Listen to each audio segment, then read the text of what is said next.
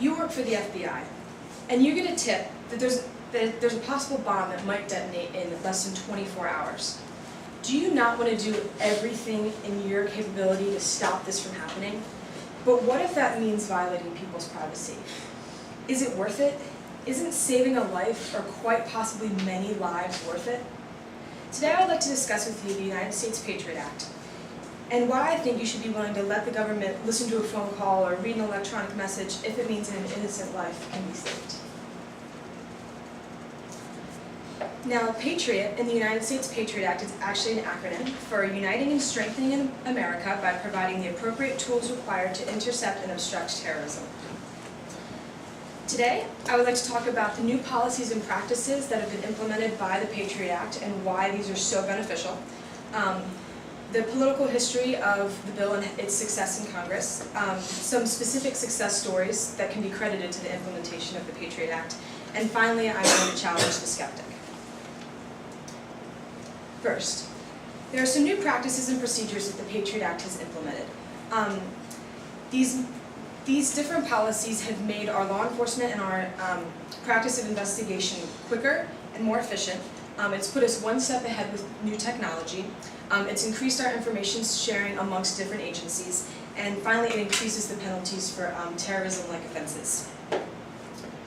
First, it's important to move with haste when doing an investigation. Criminals move quickly and do not stay in one place at one time. So one of the things that this bill enacts are sneak and peek search warrants, which get rid of the normal delay necessary for a search warrant to go to a judge, which could take 24 to 48 hours. Sneak and peek warrants mean that you can go in, take care of what you need to take care of before they even know that you were there. Next.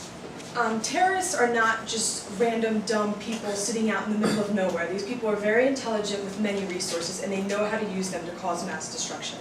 The Patriot Act has definitely improved our technology in many ways. It's made it a lot easier for the government to track internet history.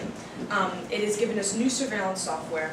And finally, most importantly, it's allowed for roving wiretaps, which means that you can follow someone off many devices. Like if they get a phone, chuck it, get a new one. You don't have to keep getting separate search warrants every time. You can continually track someone for a longer period of time. And finally, there's better connection between our government agencies. Information in these investigations are extremely sensitive and is usually confined depending on who found the information. Now, government officials can collaborate and easily connect the dots so that we can get to criminals quicker and convict them of the crimes that they are guilty of. And finally, you are going to be in so much more trouble because our penalties are increased for things including money laundering, attacks on mass transit, cybercrime, and any other terrorism-based offense. Now, up here on the right, you see every single senator in the United States that voted yes for the Patriot Act in 2001. That's 98 out of 100 senators.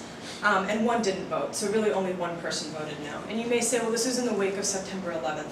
Everyone wanted to be on the fence, wanted to get going. And this is true. We definitely thought it was necessary in 2001, but the Patriot Act has something called sunset clauses, which means that every so often it comes up and either can be expired or renewed. And President Barack Obama just signed this bill, again, to renew it for a little bit longer.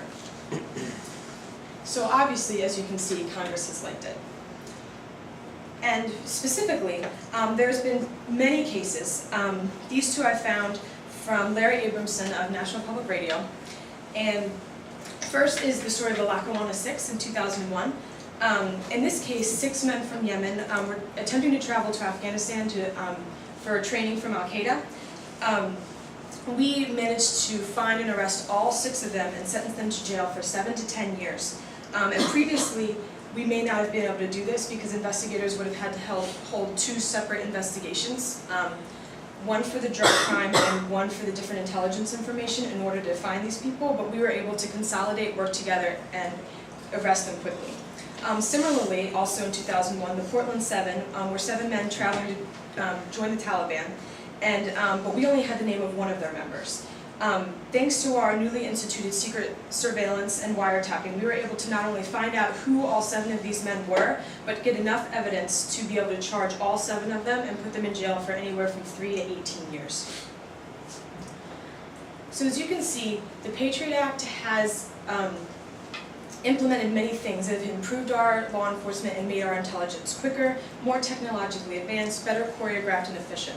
And as you can see, Congress likes it, and we've seen it succeed. But with anything, there is controversy. Obviously with this bill, you're going to lose some of your civil liberties. You can't have it all. And what I say to these people are, you can either have your security or you can have your privacy. You can't have it all.